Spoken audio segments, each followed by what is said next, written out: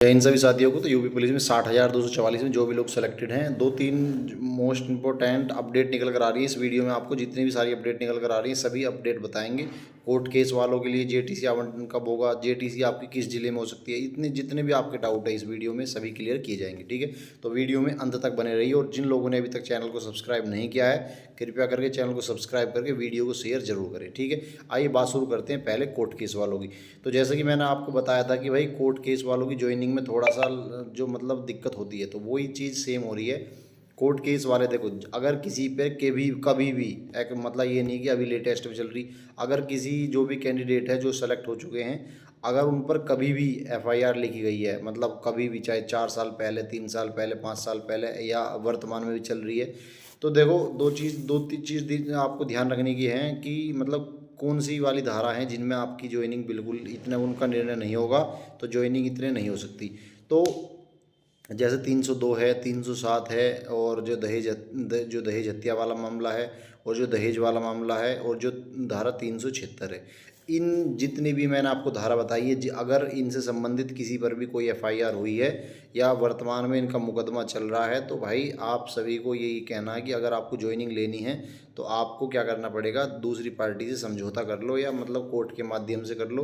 क्योंकि जब तक आप इस चीज़ को नहीं करेंगे तो भाई आपकी ज्वाइनिंग अटकी पड़ी रहेगी। ठीक है, चाहे वो 1 महीना अटको, 2 महीना, 1 साल, 2 साल, जब तक भी वो डिस्पोजल मतलब उसमें फैसला नहीं होगा या समझौता नहीं होगा तब तक मामला आपकी ज्वाइनिंग का लटका रहेगा। ठीक है, दूसरी बात, जिन लोगों पर कभी भी एफआईआर हुई है, उनका मतलब उनका विवेचना से नाम निकल गया है या कोर्ट में नाम निकल गया है या उनके पक्ष में फैसला आ गया है, मतलब एफआईआर का डिस्पोजल हो चुका है, जिनका मामला यानी जिनका मुकदमा ख़त्म भी हो चुका, उन सभी के लिए भी क्या बता रहा हूँ कि आपके ज़िले के एसपी ऑफिस से आप लोगों को फ़ोन आ रहा है। जिन पर भी ये सूचना उनके लिए, जिन पर कभी मुकदमा दर्ज हुआ है या कभी मतलब एफआईआर दर्ज हुई है, तो उनको सभी को मतलब एफआईआर किसी भी धारा में दर्ज हुई हो, पहली चीज़ तो 2 चीज़ ध्यान रख लो कि 151 कोई एफआईआर नहीं होती, यानी कि जिन पर कभी 151 मतलब 151 के हिसाब से उनको मतलब एक मतलब जमानत करवाई है उन्होंने, या 1716 मतलब 1716 हो या 151 हो, ये इनमें एफआईआर नहीं होती है। और दूसरी बात, इनसे आपकी ज्वाइनिंग पर कोई भी प्रभाव नहीं पड़ेगा भाई। ठीक है, लेकिन जो आईपीसी की मतलब मैंने बताई हैं, जो भी लूट जो मतलब क्या आपकी जो लड़ाई वाली है, जैसे 323, 504, 506 है, या मतलब जितनी भी और भी जो धाराएं हैं मतलब, ठीक है, 151 जो है वो सीआरपीसी की धारा है और सभी क्या है आईपीसी की धाराएं। ठीक है, तो 151 वाले, 1716 वाले परेशान ना हो, उनको ज्वाइनिंग में कोई दिक्कत नहीं आएगी। लेकिन अगर एफआईआर से संबंधित और चीज़ें हो रही हैं, जिनका एफआईआर का डिस्पोजल पहले हो चुका है, ठीक है, उनको भी एसपी ऑफिस से फ़ोन आ रहा है। तो आपके ज़िले के जो भी एसपी ऑफिस है वहाँ से फ़ोन आ रहा है, चाहे किसी के पास अभी फ़ोन आ चुका हो या 1-2 दिन में, मतलब इस महीने में सभी के पास फ़ोन आ जाएगा और सभी को एसपी ऑफिस पे बुलाया जा रहा है। और बुलाने का मोटिव वही है कि वो देखेंगे कि मतलब आपके जो मुकदमे की जो वर्तमान स्थिति क्या है, या मतलब अगर बहुत पहले मुकदमा हुआ था तो क्यों हुआ था, वो कब ख़त्म हो गया, मतलब डिटेल मतलब वो पूछेंगे कि भाई क्या होता। ठीक है, उसके बाद ही क्या होगी, आपकी जो फाइल होगी वो क्लियर होगी। क्योंकि आपको पता है आपकी पुलिस वेरिफिकेशन भी हो चुकी है, एलआईयू वेरिफिकेशन भी हो चुकी है, लेकिन जिन पर कभी कोर्ट केस हुआ यानी जिन पर कभी एफआईआर हुई थी, उनको एसपी ऑफिस में बुलाकर एक बार उनकी दोबारा से उन्हें वेरीफाई करके उनकी फ़ाइल को उनकी जेटीसी जनपद में भेज दिया जाएगा, तो उनको ज्वाइनिंग में फिर कोई दिक्कत नहीं होगी। तो जितने भी भाई हैं जिन पर कभी एफआईआर हुई थी, आप इंतज़ार कीजिए, 1-2 दिन में आपके पास एसपी ऑफिस से कॉल आ जाएगा और आपको वहाँ पे जो भी वो डॉक्यूमेंट मंगा रहे हैं वो सब सुन के अच्छी तरीके से आपको टाइम से वहाँ पे जाना होगा। क्योंकि जब तक आपकी जो फाइल है वो एसपी ऑफिस से, आपके ज़िले के एसपी ऑफिस से क्लियर नहीं होगी, तब तक आपकी फ़ाइल आपके जेटीसी आवंटन वाले ज़िले में नहीं पहुँचेगी। और जब तक आपकी फ़ाइल आपके जेटीसी आवंटन ज़िले में नहीं पहुँचेगी तब तक आपकी ज्वाइनिंग नहीं होगी भाई। ठीक, समझ में आ गई बात, ये बहुत सिंपल सी बात है।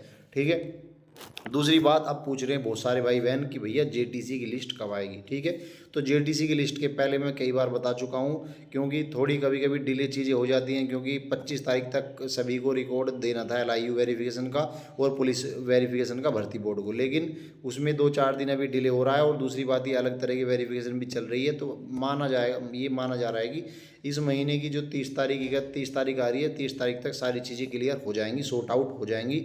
उसके बाद आपकी जो जेटीसी लिस्ट है वो लगभग 5 जून या एक दो दिन आगे पीछे यानी 6-7 जून तक या 5 जून के आसपास तक आपकी जो जेटीसी आवंटन की जो लिस्ट है, जो आपको जनपद कौन सा आवंटन हुआ है ट्रेनिंग के लिए, जेटीसी के लिए जो सा भी जनपद आपको आवंटन हुआ है उसकी लिस्ट है आपको आ जाएगी। ठीक है, तो जितने भी लोग मेडिकली पास हो चुके हैं, LIU वेरिफिकेशन, पुलिस वेरिफिकेशन हो चुकी है, और अपना कोर्ट केस वालों के लिए मैं बता रहा हूँ SP ऑफिस में अपना संपर्क कीजिए, जिनके पास कॉल आ रही है जाकर अपना वेरीफाई करा दीजिए। ठीक है, तो फिर आपको ज्वाइनिंग में कोई दिक्कत नहीं आएगी, चाहे आप पे कोई सा भी केस हो गया, चाहे वो डिस्पोजल आपका केस हो चुका हो। ठीक है, तो जेटीसी आवंटन के लिए बता रहा हूँ। बहुत से भाई पूछ रहे हैं कि क्या गृह जनपद में जेटीसी इस बार हो सकती है, तो मैं आपसे बताना चाहता हूँ कि जो जेटीसी आपकी वो गृह, तो यही क्वेश्चन निकल कर आ रहा है कि क्या जेटीसी अभी इस बार हमारे अपने जनपद में होगी कि गृह जनपद में होगी जेटीसी। तो मैं आप सभी को बता रहा हूँ कि जेटीसी इस बार आपके गृह जनपद में नहीं होगी।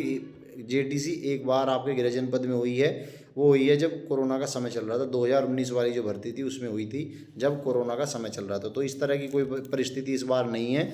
ठीक है, तो जेटीसी आपके जिस भी जनपद में होगी, मैं आपको बताना चाहता हूँ कि लगभग आप मान के चलो कि जेटीसी जो होगी आपका जो जनपद है, मान लो अगर आप मेरठ के हैं, बुलंदशहर के हैं, तो 2 से 3 जिले छोड़कर ही आपकी जेटीसी कराई जाएगी। ये कन्फर्म है कि 2 या 3 जिले छोड़कर कराई जाए। जैसे मेरठ वालों की मुरादाबाद हो सकती है, ठीक है, मेरठ वालों की बदायूं हो सकती है, मेरठ वालों की अलीगढ़ भी हो सकती है। ठीक है, तो 3-4 जगह संभावना है जहाँ पे हो सकती है। और भी ज़िले वाले आप बताइए, ध्यान रखिए, जोन सा भी आपका ज़िला है, चाहे आप किसी भी ज़िले के हों यूपी में, तो आपका जो जेटीसी होगा वो लगभग 3 से 4 ज़िले छोड़कर होगा। इस बात को आप ध्यान रखिए, क्योंकि जो जेटीसी जनपद होते हैं आपका, वहीं पर आपकी क्या है, फिर ट्रेनिंग के बाद वहीं पर आपकी पोस्टिंग होती है। और यूपी में बॉर्डर स्कीम लागू है, तो बॉर्डर स्कीम के हिसाब से आपकी जो आपकी ज्वाइनिंग या आपकी जो नौकरी होती है वो तीसरे डिस्ट्रिक्ट में होती है। जो भी आपका डिस्ट्रिक्ट है उस डिस्ट्रिक्ट को टच करने वाली डिस्ट्रिक्ट में भी आपकी नहीं होती है, थर्ड डिस्ट्रिक्ट में होती है।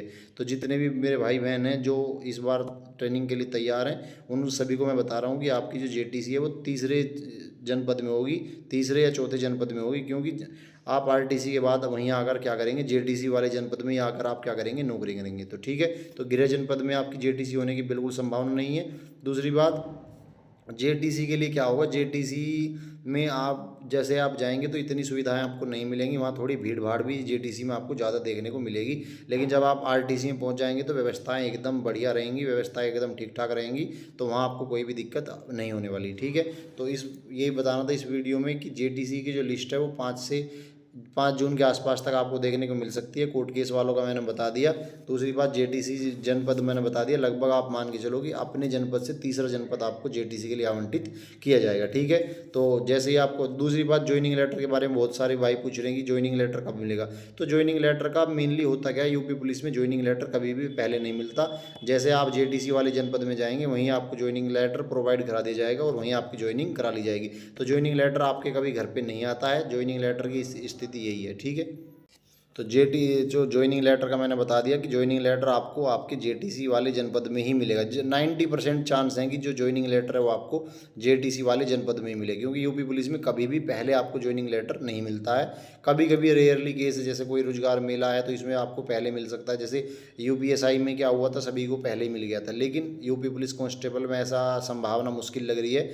आपको आपका जो ज्वाइनिंग लेटर है वो जेटीसी जनपद में मिलेगा। जब आप जेटीसी के लिए जाएंगे, जब आप आमंत्रण कराएंगे, वहीं आपको आपका ज्वाइनिंग लेटर प्रोवाइड करा देंगे और वहीं पर आपको ज्वाइनिंग लेटर आपको मिल जाएगा, साथ में आपकी ज्वाइनिंग भी साथ में हो जाएगी। ठीक है, तो जो ज्वाइनिंग लेटर को लेकर परेशान थे वो सब चीज़ें मैंने इस वीडियो के माध्यम से क्लियर कर दिया भाई। ठीक है, जय हिंद।